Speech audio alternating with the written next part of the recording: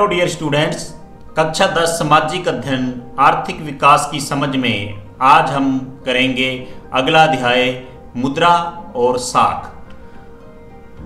मुद्रा यानी कि करेंसी और नोट, साख उधार लेना। तो मुद्रा और साख के बारे में बात करने से पहले हम थोड़ी सी बात करेंगे इतिहास की कि मुद्रा किस तरह से प्रचलन में आई। जैसा कि आपने पिछली कक्षाओं में पढ़ा है कि शुरुआत में पहले लोग आपस में लेन देन या व्यापार कैसे करते थे। मान लीजिए कि कोई किसान है और उसके पास गेहूं है और कोई बुनकर है जो कपड़ा बुनता है। जब उन्हें आपस में चीज़ों की ज़रूरत होती थी तो किसान गेहूं के बदले कपड़ा ले लेता था, या कोई जूता बनाने वाला है तो वो जूते बेचकर उसके बदले में गेहूं ले लेता था। तो वस्तु के बदले में वस्तु लेना वस्तु विनिमय कहलाता था। तो वस्तु विनिमय प्रणाली क्या थी कि वस्तुओं के बदले वस्तुओं के लेन देन को वस्तु विनिमय प्रणाली कहते हैं। लेकिन बाद में इसमें कुछ समस्याएं आई कि जैसे जो बुनकर है उसे कपड़ा तो देना है लेकिन उसे गेहूं नहीं चाहिए, उसे जूतों की ज़रूरत है, तो वो किसान को गेहूं के बदले कपड़ा नहीं देगा। तो इसी प्रकार से इन दिक्कतों को देखते हुए धीरे धीरे करेंसी का विकास हुआ, मुद्रा का विकास हुआ। और मुद्रा सबसे पहले धातु के रूप में आई जिसे धातु मुद्रा कहते हैं। तो सोना, चांदी, निकल और तांबा आदि किसी भी धातु से बनी मुद्रा को धातु मुद्रा कहते हैं। तो जो व्यापार था वो धातु मुद्रा के द्वारा किया जाने लगा। उसके बाद में जो आज का हमारा आधुनिक रूप की जो करेंसी है उसका प्रचलन हुआ कि मुद्रा के आधुनिक रूपों में करेंसी, कागज के नोट व सिक्के शामिल हैं। और भारत में जो भारतीय रिजर्व बैंक है केंद्रीय सरकार की तरफ से वो करेंसी नोट जारी करता है। अब हम बात करेंगे बैंक की कि जो मुद्रा है और साख है उसमें बैंक एक महत्वपूर्ण भूमिका निभाता है। तो बैंक क्या है? बैंक वह संस्था है जो लाभ प्राप्त करने के लिए जमा स्वीकार करती है, जिसका चेक द्वारा भुगतान कर दिया जाता है तथा जो लोगों को ऋण और अग्रिम देती है। आप भी या आपके माता पिता भी बैंक में अक्सर जाते रहते हैं और अपने खाते में पैसा जमा करवाते हैं, या सरकार की किसी स्कीम से कोई पैसा आया है तो वो आप अपने खाते से निकलवा कर लाते हैं। तो बैंक पैसों के लेन देन का काम करता है। बैंकिंग किसे कहते हैं कि उधार देने या निवेश करने, निवेश मतलब जमा करने के उद्देश्य से जनता से मांगने पर या चेक आदि के माध्यम से जमाएं स्वीकार करने को बैंकिंग कहते हैं। साख किसे कहेंगे कि लोगों द्वारा निजी व्यक्तियों या बैंकों से लिया गया धन है वो साख कहलाता है।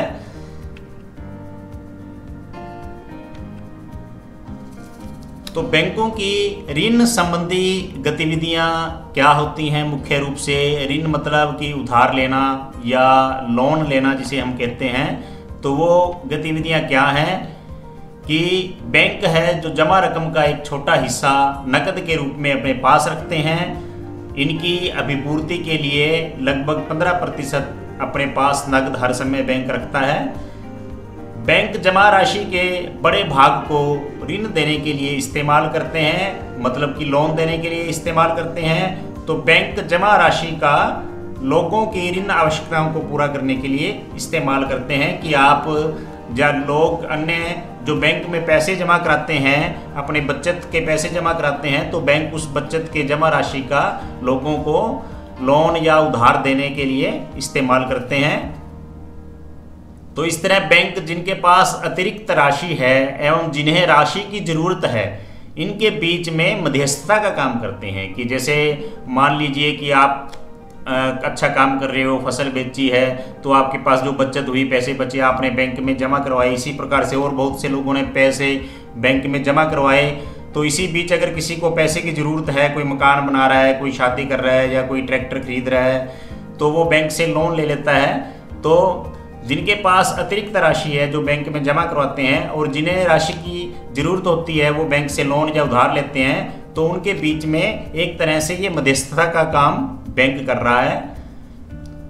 तो बैंक जमा दर पर जो ब्याज देते हैं या आपने जो पैसे जमा करवाए हैं उस पर जो ब्याज देते हैं, उससे ज़्यादा ब्याज ऋण पर लेते हैं कि जो हम बैंक से उधार लेते हैं, लोन लेते हैं, उस पर वो ज़्यादा ब्याज लेते हैं। तो कर्जदारों से लिए गए ब्याज और जमा करवाने वालों को दिए गए ब्याज के बीच का जो अंतर है वो बैंकों की आमदनी का प्रमुख स्रोत है। तो इसी अध्याय में हम बात करते हैं स्वयं सहायता समूह की। जैसा कि आपके गांव में भी बने हुए हैं काफ़ी स्वयं सहायता समूह, स्कूलों में भी मिड डे मील बनाने का कार्य स्वयं सहायता समूह के सदस्यों द्वारा किया जाता है।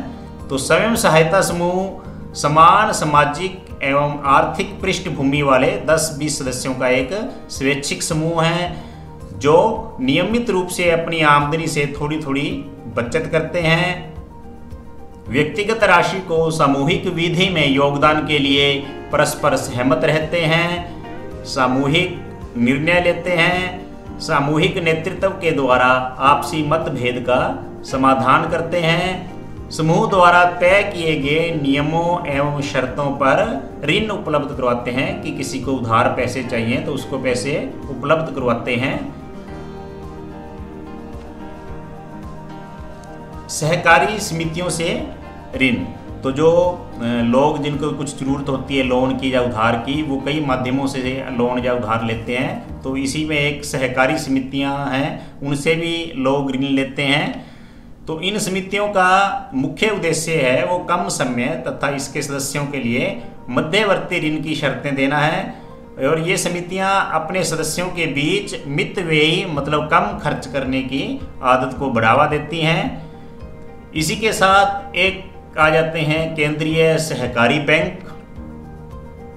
तो ये बैंक सहकारी समिति अधिनियम 1912 के अनुसार स्थापित किए गए थे। ये बैंक प्राथमिक कृषि समितियों को ब्याज स्वतंत्र ऋण देते हैं, परंतु अन्य से ब्याज जमा होते हैं। मतलब जो कृषि से संबंधित समितियां हैं उनको बिना ब्याज ऋण देते हैं, परंतु अन्य को जो ऋण देते हैं, लोन देते हैं, उन पर ब्याज लिया जाता है। ये बैंक भी सामान्य बैंक के कार्यों की तरह ही कार्य करते हैं, जैसे कि लोगों से निक्षेप लेना मतलब जमा करवाना, मुद्रा का विनिमय, पैसों का लेन देन करना। ये बैंक प्राथमिक समितियों की समस्या हल करने में सहायता करते हैं। तो ये केंद्रीय सहकारी बैंक के मुख्य कार्य आ जाते हैं जिन्हें आप लिखकर याद कर सकते हैं। तो अब हम बात करेंगे लोन की, उधार की, जिसे शाख कहा जाता है कि भारत में जो शाख है उसके क्षेत्रक फील्ड कौन कौन से हैं, सेक्टर कौन कौन से हैं। तो एक जिन्हें हम कहते हैं औपचारिक ऋण या औपचारिक ऋणदाता संसाधन कहते हैं। तो इसमें वे संसाधन शामिल हैं जो सरकार द्वारा नियंत्रित किए जाते हैं। बैंक तथा सहकारी बैंक हैं जो वो औपचारिक श्रेणी में आते हैं। इनमें जो ब्याज की दर है वो बहुत कम होती है। दूसरा क्षेत्रक है अनौपचारिक ऋणदाता संसाधन है। तो अनौपचारिक ऋण में उधार जिसे लोन कहते हैं हम, साहूकार, दोस्त, रिश्तेदारों आदि से लिया गया ऋण आता है। तो अनौपचारिक जो ऋण है साहूकार से जो कोई उधार लेता है, तो इसमें क्या होता है कि शर्तें अपनी मर्जी से वो निर्धारित करते हैं और ब्याज की दर भी बहुत ज़्यादा होती है। आगे एक शब्दावली आती है समर्थक ऋण आधार, कि समर्थक ऋण आधार किसे कहते हैं। तो ऐसी संपत्ति जिसका मालिक कर्जदार है और वो इस संपत्ति का उपयोग उधारदाता को गारंटी प्रदान करने के लिए करता है। जैसे कि मान लीजिए कि आपको पैसों की ज़रूरत है, आप किसी से लोन ले रहे हैं, उधार ले रहे हैं, तो वो बदले में गारंटी लेता है कि या तो आप अपनी ज़मीन गिरवी रखो या आपके पास कोई और ऐसी कीमती चीज़ है, संपत्ति है, तो उसके बदले में वो गारंटी लेता है कि आप उसका ऋण या उसका लोन वापस चुका सकोगे कि नहीं। तो उस प्रॉपर्टी को, उस संपत्ति को समर्थक ऋणाधार कहा जाता है। आवश्यकताओं के दोहरा संयोग ये किसे कहते हैं? जैसा कि हमने शुरू में बात की थी कि किसान के पास कनक है और कपड़ा बुनने वाले के पास कपड़ा है, तो मान लीजिए कि कपड़ा बुनकर को गेहूं की ज़रूरत है और जिसके पास गेहूं है उसे कपड़े की ज़रूरत है। तो आवश्यकताएं हैं दोनों की अलग अलग, और ये दोनों की आवश्यकताएं संयोग है कि अचानक से कि ऐसा संयोग बन गया कि उसे कपड़े की ज़रूरत है और बुनकर को गेहूं की ज़रूरत है, तो आपस में दोनों वस्तुओं का विनिमय मतलब आपस में लेन देन कर लेते थे। तो जब दो व्यक्ति अपनी आवश्यकताओं की पूर्ति मुद्रा के उपयोग किए बिना वस्तु विनिमय के लिए करते हैं तो इसे आवश्यकताओं का दोहरा संयोग कहा जाता है। तो मुद्रा को विनिमय का माध्यम कहा जाता है। इसे किसी वस्तु या सेवा के लिए सरलता से बदला जा सकता है कि जब करेंसी का, नोट का, मुद्रा का प्रचलन शुरू हो गया तो आपस में वस्तुओं का जो लेन देन करना आसान हो गया कि जो पैसे बन गए और जिसके पास भी कोई चीज़ अतिरिक्त थी वो बाज़ार में बेचकर पैसे के बदले में बेच देता था और उन पैसों से उसे जो भी चीज़ की ज़रूरत है वो पैसों के बदले में अन्य चीज़ें खरीद सकता था। तो इससे वस्तु या सेवा है वो सरलता से बदली जा सकी और मुद्रा इस विनिमय लेन देन की प्रक्रिया में मध्यस्थ का कार्य करने लगी। तो इसे दोहरे जो संयोग की आवश्यकता थी इससे छुटकारा मिलता है। भारत में ऋण के औपचारिक स्रोतों को बढ़ाने की ज़रूरत क्यों है? औपचारिक स्रोत जैसा कि हमने पहले अभी थोड़ी देर पहले बात की थी कि बैंक, सहकारी बैंक या केंद्रीय सहकारी बैंक हैं जो वो ऋण के औपचारिक स्रोत हैं, तो इनको बढ़ाने की ज़रूरत क्यों है? कि हमें भारत में ऋण के औपचारिक स्रोतों को बढ़ाने की ज़रूरत इसलिए है क्योंकि भारत में ग्रामीण परिवार की ज़रूरतों का केवल 50% औपचारिक ऋण स्रोतों द्वारा पूरा किया जाता है और बाकी के जो परिवारों की ज़रूरत है वो अनौपचारिक स्रोतों से पूरी की जाती है। अनौपचारिक स्रोत वही साहूकार या किसी दोस्त से या किसी पैसे वाले से उधार लेना। तो अनौपचारिक जो ऋणदाता हैं मतलब कि जो लोन देने वाले हैं, कर्जा देने वाले हैं, उनके ब्याज की दरें बहुत अधिक होती हैं और ये कर्जदाताओं की आय बढ़ाने का काम करती हैं कि जो लोन दे रहा है, उधार पैसे दे रहा है साहूकार, उसकी तो आमदनी बढ़ती है, लेकिन जो पैसे लेने वाला है, ज़रूरत के लिए उधार लेने वाला है, उसके लिए मुसीबतें बढ़ जाती हैं। तो हमें ऋण के औपचारिक स्रोतों की गतिविधियां ग्रामीण इलाकों में खास तौर से बढ़ाने की ज़रूरत है ताकि कर्जदारों की जो अनौपचारिक स्रोतों पर निर्भरता है वो कम की जा सके और तभी देश का आर्थिक विकास संभव हो सकता है और ऐसे लोगों का अनावश्यक जो शोषण होता है वो कम होगा तथा उनका जीवन स्तर सुधरेगा। क्योंकि जो गरीब किसान या मजदूर साहूकार से कर्ज ले लेते हैं तो साहूकार उसके ऊपर अधिक ब्याज लेता है, तो वो सारी उम्र ब्याज की रकम लौटाते ही रह जाते हैं और अपनी ज़रूरतों को या अपने विकास को आगे नहीं बढ़ा पाते हैं।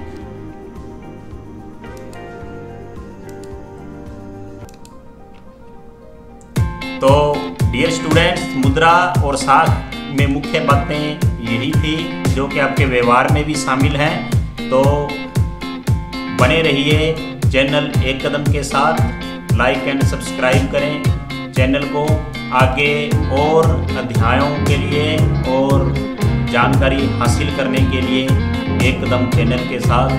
धन्यवाद।